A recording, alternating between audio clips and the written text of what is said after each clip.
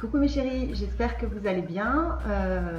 Petite vidéo aujourd'hui sur l'entretien des dreads maison, c'est-à-dire que faire une fois qu'on a fait faire ses dreads, comment les entretenir, comment s'en occuper, comment est-ce qu'on peut se débrouiller tout seul sans crochet, parce que c'est quand même possible de faire certaines choses, et surtout est-ce que ce qui se passe c'est normal, enfin voilà, tout plein de petits conseils qui je pense pourront vous être utiles.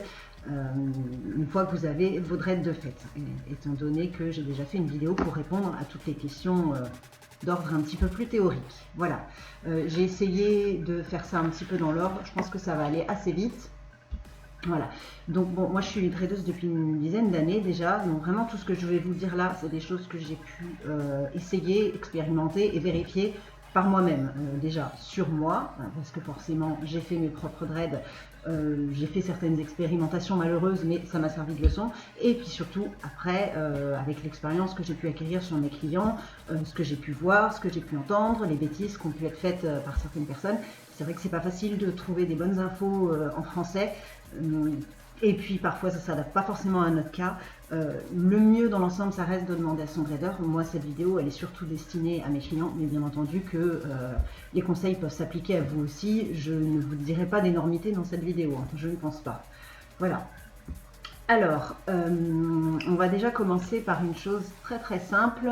Même si vos dreads n'ont pas été parfaitement exécutés dès le départ, si vous vous en occupez bien, elles deviendront belles.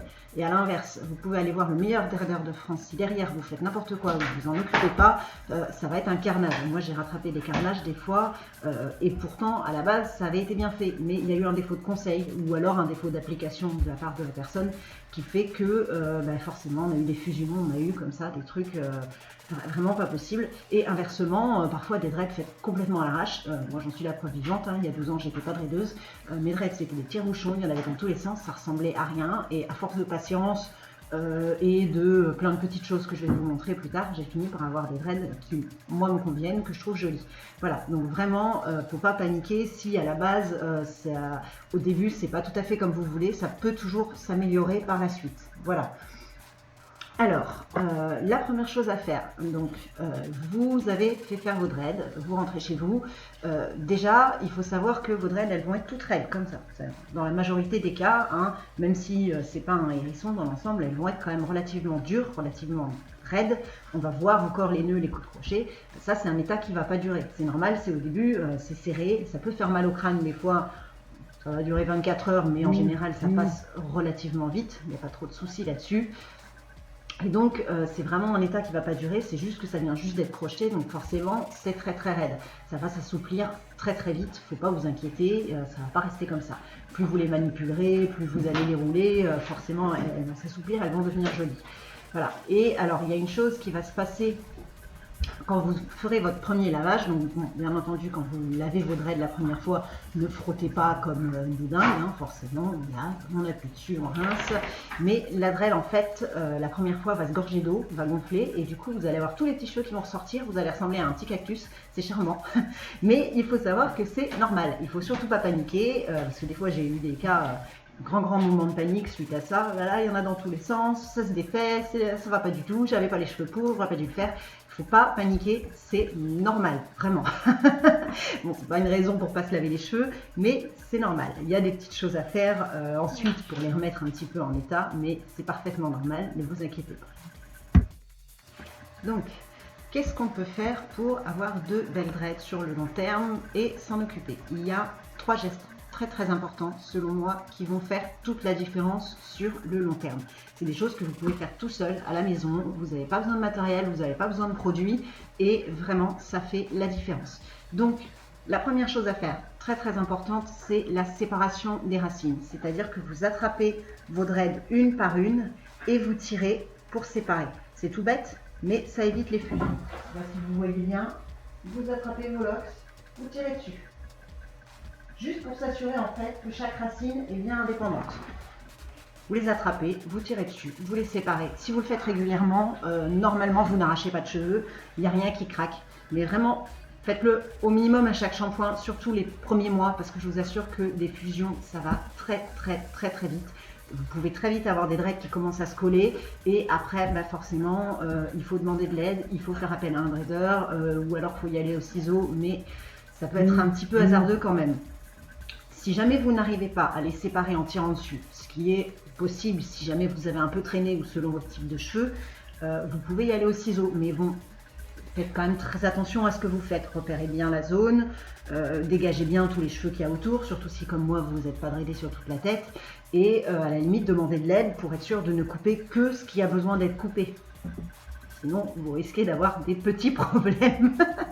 Voilà, donc la séparation des racines, très souvent, c'est très important, surtout au début, si vous voulez éviter d'avoir des débuts de fusion et donc d'avoir mal ensuite, ou d'avoir des espèces d'arbres comme ça avec des qui se séparent ensuite. Voilà, ça c'est la première chose. La deuxième chose, très importante, c'est ce qu'on appelle le palm rolling. Je pense que la plupart d'entre vous connaissent, palme comme les paumes de la main, et rolling comme ce que je vais faire là, c'est-à-dire rouler dans la paume des mains, en appuyant relativement fort quand même pour que ça se roule bien. Ça, ce geste-là, il est très important pour la beauté de vos dreads sur le long terme. Il va servir à plusieurs choses. Au début, il va servir à recoller tous les petits cheveux justement qui seront sortis comme ça pendant votre premier shampoing. Ça permettra d'obtenir un feutrage. Vous voyez, je vais essayer de vous montrer de très près. Ça, plus vous en ferez, plus vos dreads elles feutreront bien, elles feutreront vite et vous aurez tous les petits cheveux qui vont se recoller bien tranquillement. Ça sert aussi à garder votre dread bien ronde. Parfois on a des dreads qui commencent à s'aplatir, surtout à l'arrière, ou alors là où on dort, ou si on se les attache beaucoup, ou alors si la base n'est pas tout à fait carrée. Donc c'est vrai que ça, en appuyant bien, ça permet de remettre la dread bien ronde. Ce sera beaucoup plus efficace si vous le faites sur cheveux légèrement humides. C'est pour ça qu'après chaque shampoing, c'est pas mal. Vous séchez vos cheveux et quand ils sont encore un tout petit peu humides, vraiment presque secs, à ce moment-là, hop, vous faites votre palm rolling en partant bien depuis la base, depuis la toute base, et vous descendez jusqu'en bas.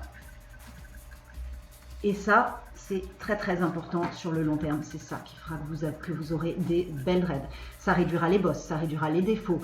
Tous les petits cheveux qui ressortent vont se recoller et vos dreads resteront bien rondes. On sous-estime énormément ce geste, mais vraiment, moi je ne jure que par ça. Je peux vous assurer que pour avoir des belles dreads sur le long terme, le palm rolling, ça fait toute la différence. Je ne le dirai jamais assez. Et ça, c'est quelque chose que vous pouvez faire chez vous, que vous pouvez faire sans l'aide de personne. Vous n'avez pas besoin de matériel. Vous pouvez faire ça tranquille le soir devant un bouquin ou quand vous n'avez rien à faire. Hop, vous attrapez vos locks, vous les roulez. C'est vraiment quelque chose qui ne demande pas énormément d'efforts, on va dire. Et vraiment, ça vous donnera des très belles dreads. Voilà, je pense que j'ai fait le tour. Ah si, une dernière chose pour le palm rolling, vous pouvez, si vous avez envie, mettre un petit peu, ne mettez pas de wax, hein, surtout, je pense que j'en ai déjà parlé dans la vidéo sur le shampoing, mais la wax, c'est de la merde. Très souvent, il y a du pétrole, plastique, plein de saloperies dedans. Vraiment, évitez. Si vous voulez mettre quelque chose sur vos dreads pour les nourrir, pour qu'elles sentent bon, ou pour coller les petits cheveux, allez taper plutôt dans de l'huile de coco. L'huile de coco, c'est très pratique, vous en mettez une noix sur votre main, hop, vous roulez, ça étale, ça sent bon, ça colle les petits cheveux, c'est nourrissant, c'est parfait. Si vous pouvez en mettre sur les mains, ça sert à tout l'huile de coco. J'en mets sur les tatouages, je m'en sers comme démaquillant, enfin bref. Sinon, bon, il y a plein aussi d'autres choses, il y a le gel d'aloe vera qui peut être pas mal, je sais que certains utilisent l'huile de ricin. Vraiment, c'est à vous d'essayer plusieurs petits produits qui peuvent... moi, je vous donne ce que j'utilise, ce que je préfère. Après, bien entendu, tant que c'est un produit qui est pur, tant que c'est quelque chose où la compo est clean, il n'y a pas de raison que ça vous laisse trop de dépôts. Faites un essai sur une petite zone, voyez si ça vous convient. Et puis voilà. Donc, le palm rolling, on a fait le tour. Ensuite, le troisième geste, selon moi, qui est très très important, ça va concerner les racines. Je vais essayer d'attraper une zone pour que vous puissiez voir sans que j'ai à me retourner, pour que vous puissiez m'entendre aussi. Forcément, voilà, je pense que là on n'est pas trop mal. Voilà. Alors, c'est ce qu'on appelle le crêpage des racines et l'entortillage. Alors quand je dis crêper les racines, c'est surtout, vous voyez, vous attrapez votre base entre vos deux doigts et vous frottez comme ça. C'est tout bête, hein. C'est un peu l'équivalent du palm rolling mais en micro. Ça va permettre en fait de donner un petit peu de texture à cet endroit-là. Vous voyez, Et ensuite, une fois que vous avez fait ça, ça permet, vous voyez, à la base de se rouler un petit peu. Vous attrapez votre dread et vous l'entortillez sur elle-même. Je ressemble à rien avec mes cheveux à l'envers, vous m'excusez. Et ça, ce geste-là, ça peut paraître idiot, vous voyez, d'entortiller toute la dread sur elle-même comme ça. Mais ça va permettre en fait à la base de se coller. Ça va permettre à tous les petits cheveux qu'il y a autour de venir se coller dedans. Et quand votre dread va pousser, elle va pousser bien ronde comme ça, elle va se mettre en place. Alors que si vous ne le faites pas, il y a des risques que vous ayez une pousse qui soit plutôt comme ça. Alors qu'en faisant ce geste-là assez régulièrement, vous aurez quand même des résultats. Quand ça va commencer à pousser, ça va se draider tout seul, il y aura beaucoup moins de soucis. Et en plus, cet entortillage-là, il a un aspect esthétique qui n'est pas négligeable. C'est-à-dire que quand vos racines sont un peu en bordel et que vous voulez que ce soit beau, ou même après chaque shampoing, une fois que vous avez fini votre palme rolling, que vous les avez bien roulées, qu'elles sont bien sèches, que vous voulez les attacher, et bien vous les attrapez toutes une par une, vous les entortillez, et puis vous les attachez comme ça. Vous les attachez entortillés. Ça, c'est tout bête, mais je vous assure que vraiment, ça fonctionne. Pour la pousse, ça peut vous espacer les retapes au crochet de manière assez incroyable. Moi, je sais que je ne fais que ça. Et je n'ai jamais mis de crochet sur mes racines. Alors, je n'ai pas des racines ultra serrées, ultra nettes, mais moi, ça me convient. Ça permet, en fait, quand ça pousse, de venir se mettre en forme tout seul, d'avoir une base de dread bien ronde, d'avoir quelque chose voilà, qui va se draider naturellement, en fait, de façon plutôt propre et sans trop d'ennui. Voilà. Donc, ce sont les 3 gestes qui seront vos meilleurs amis, surtout pendant les 4 à 6 premiers mois après votre dreadage, parce que c'est vraiment cette période-là qui est importante en fait, selon moi, parce que la dread est molle, elle est encore malléable, voilà. Après, une fois qu'elle a plusieurs années, bon, vous entretenez un peu les racines et puis on est beaucoup moins emmerdé. Mais c'est vrai qu'au début, il va falloir se montrer relativement assidu, surtout selon votre type de cheveux, hein. C'est vrai que ça, malheureusement, on n'est pas tous égaux face à ça. Il y a des cheveux qui prennent très bien la dread et d'autres moins bien, et ça n'a rien à voir avec lisse ou crépus, hein. Ça, c'est vraiment, c'est juste qu'il y a des personnes, voilà, sur qui ça se draide tout seul, d'autres où il y a beaucoup de petits cheveux aux racines, selon la solidité de votre cheveu aussi. Contrairement à ce qu'on croit, le cheveu afro est quand même relativement fragile, donc il faut faire attention à ce qu'on fait. Donc voilà, ce sera vos 3 meilleurs amis. Séparez les racines régulièrement, roulez entre les paumes des mains et crêper les racines aux doigts et entortiller. Vraiment, ça, c'est très important. Et ça peut vous permettre de vous passer du crochet pour vos racines, ou en tout cas d'espacer de façon assez significative les reprises au crochet. Voilà, donc de toute façon, il n'y a pas de miracle, il n'y a qu'une seule chose qui rendra vos dreads belles, feutrées, douces, ce sera le temps et l'application que vous y passerez, forcément. Voilà, au bout de plusieurs mois, au début, ça va commencer à avoir une bonne gueule, ça va commencer à se resserrer, il y a forcément des défauts qui vont apparaître.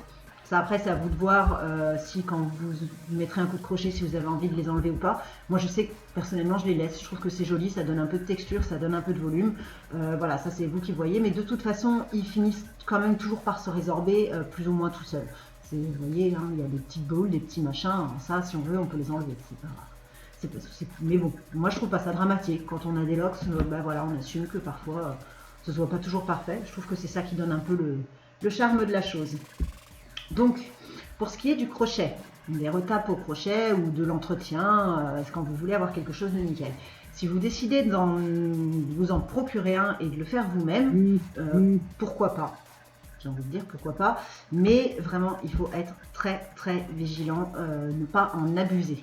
Si vous faites un coup de crochet à chaque fois que vous voyez un bout de cheveux qui dépasse un machin, vous allez arracher tous vos cheveux, vous allez flinguer vos locks sur le long terme. Parce qu'en fait, à chaque fois que vous mettez un coup de crochet sur vos racines, vous arracherez des cheveux. Que vous le vouliez ou non, on en arrache toujours un petit peu.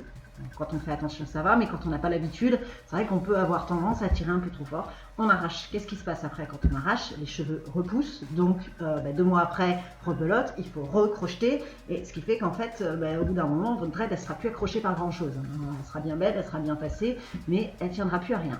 Et il faut aussi savoir que trop de crochets, ça fait des dreads qui sont extrêmement raides, extrêmement, oui, voilà, rigides, je vois pas d'autre mot.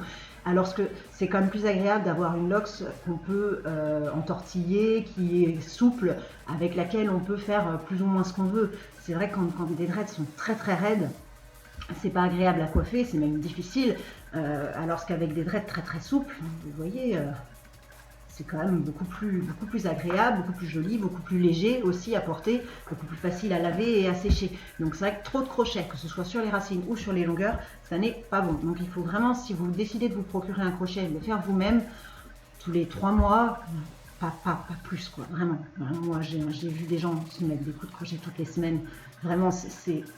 Bon, après, c'est vos cheveux, hein, mais c'est fortement déconseillé. Je vous assure que même si sur le court terme, vous ne voyez pas la différence, sur le long terme, vraiment, vous verrez les dégâts que ça peut faire. Je ne dis pas que le crochet, c'est pas bien, je dis que c'est à utiliser avec modération. Et surtout, il faut faire attention à ce que l'on fait. Voilà. Et dernière petite chose, si jamais vous vous êtes fait faire des dreads avec extension, alors si c'est des dreads avec extension en cheveux humains, pas chez moi mais ailleurs parce que moi je n'en fais pas, il n'y a pas grand chose à faire, c'est le même entretien en fait que sur vos cheveux étant donné que c'est du cheveu humain, donc aucune différence. Si vous voyez qu'au niveau de la jonction, il commence à y avoir des petits cheveux qui s'en vont, des machins comme ça, ne tirez pas trop fort et continuez à rouler, c'est le temps que la fusion se fasse bien. Normalement, il ne devrait pas y avoir de soucis. Si jamais vous avez des extensions synthétiques, comme celle que je propose moi, il peut arriver à certains moments qu'au niveau de la jonction, il y ait des mèches de cheveux qui ressortent. C'est le bout de votre cheveu en fait, qui au lavage a fini par ressortir. Alors, c'est pas dramatique, faut pas vous inquiéter, c'est pas pour ça que l'extension va tomber. Donc, soit vous la coupez si vous trouvez pas ça joli, soit vous la laissez avec, elle va finir par se recoller. Il n'y a pas trop de soucis avec ça. Faut pas vous inquiéter, c'est pas parce qu'il y a une mèche de cheveux qui ressort au niveau de la jonction que l'extension va tomber, hein, tout simplement. Voilà, et de toute façon, au niveau des extensions synthétiques, vu que c'est de la fibre plastique, ça ne graisse pas, ça ne prend pas les odeurs, ça n'a pas besoin d'être tapé. Donc vraiment, cette zone-là, à part la jonction, peut-être un peu de palm rolling de temps en temps pour solidifier la fusion, mais sinon vous n'avez rien à y faire, vous n'avez plus à y toucher. Occupez-vous que de votre base de dread à vous, et ce sera déjà très très bien. Voilà, je pense que j'ai fait le tour au niveau de l'entretien. Je vais juste glisser 2 petits mots sur les élastiques pour attacher vos cheveux. Je me rends compte que je ne l'ai pas fait dans l'autre vidéo sur les questions-réponses. Alors évitez d'attacher vos locks avec des élastiques en plastique, en caoutchouc, en truc comme ça. Moi ce que je vous conseille, c'est soit les bandeaux à maquillage que vous trouvez en supermarché à 2 €, c'est du tissu, c'est élastique. Tant que c'est du tissu et que c'est élastique, ça va. Après vous avez les mini bandeaux comme ça, mais ça c'est très bien, moi j'aime bien, mais le problème c'est que souvent ça casse à cet endroit-là. Donc c'est vrai que bon c'est bien, mais pas forcément ce qu'il y a de plus solide.